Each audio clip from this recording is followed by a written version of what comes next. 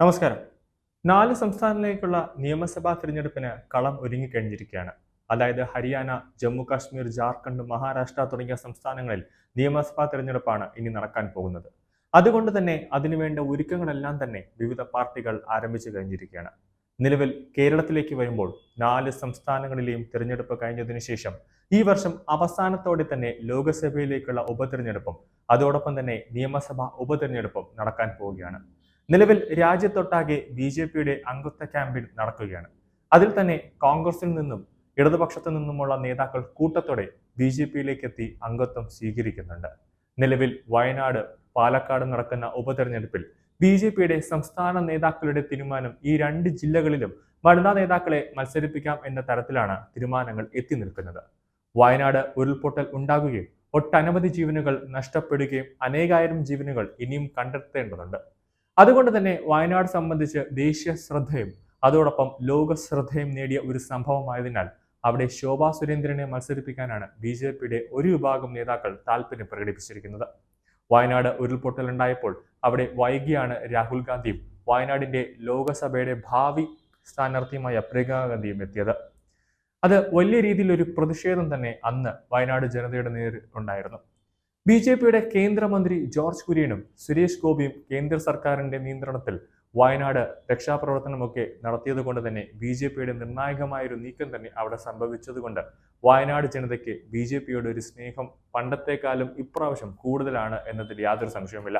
അതുകൊണ്ട് തന്നെ വരാനിരിക്കുന്ന തെരഞ്ഞെടുപ്പിൽ ഈ സമീപനം ബി.ജെ.പിക്ക് നല്ല രീതിയിൽ ഗുണം ചെയ്യും എന്നതും വ്യക്തമാണ്.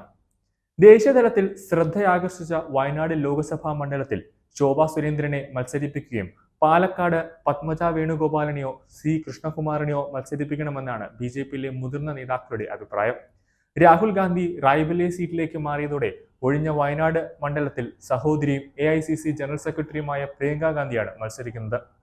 പ്രിയങ്ക മത്സരിക്കുന്നത് കൊണ്ട് തന്നെയാണ് ബി.ജെ.പിയുടെ തീപ്പൊരി നേതാവിനെ തന്നെ കളത്തിലിറക്കാൻ പാർട്ടി ആലോചിക്കുന്നത്.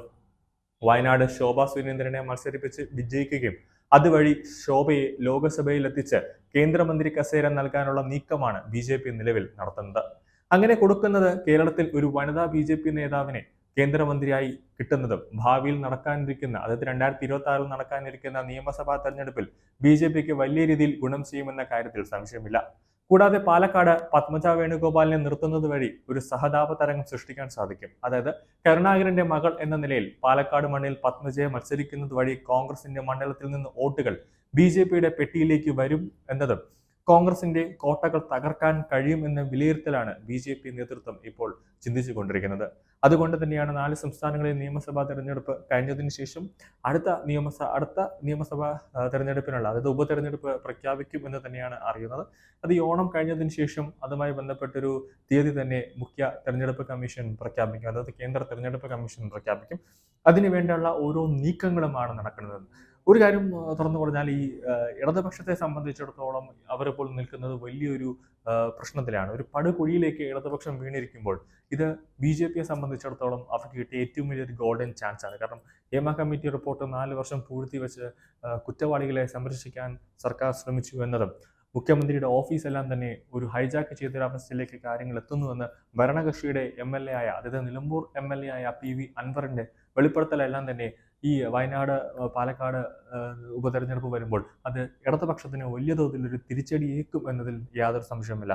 അതുകൊണ്ട് തന്നെയാണ് വയനാടും പാലക്കാടും ഇപ്പോൾ ബി.ജെ.പി ശക്തമായി തന്നെ അവിടെ ഒരു താമര വിരിക്കുക എന്ന നീക്കത്തിലേക്ക് വരുമ്പോൾ ഒട്ടനവധി കൂടുതലായിട്ടൊരു ദേശീയ നേതാക്കൾ വയനാട്ടിലേക്കും പാലക്കാടിലേക്കും തിരഞ്ഞെടുപ്പ് തീയതികൾ പ്രഖ്യാപിക്കുന്നതോടുകൂടി എത്താനുള്ള സാധ്യത കൂടുതലാണ്.